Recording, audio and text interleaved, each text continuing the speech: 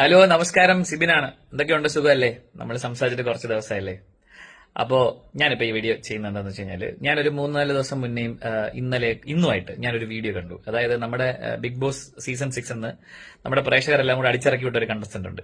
ഞാൻ കയറുന്നതിന് തൊട്ട് തലേ ദിവസം ഇവരുടെ അടുത്ത് ഇറങ്ങിപ്പോകാൻ പറഞ്ഞു എല്ലാവരും. ഞാൻ പിന്നെ മനക്കെട്ടി ഇല്ലാതെ ഇറങ്ങി വന്നതാണല്ലോ. എനിക്ക് മനക്കെട്ടി കുറഞ്ഞിട്ട് ഞാൻ ഇറങ്ങി വന്നതാണല്ലോ. പക്ഷെ ഇവരെ ഇറക്കി വിട്ടാണ് പ്രേക്ഷകരെല്ലാം കൂടെ.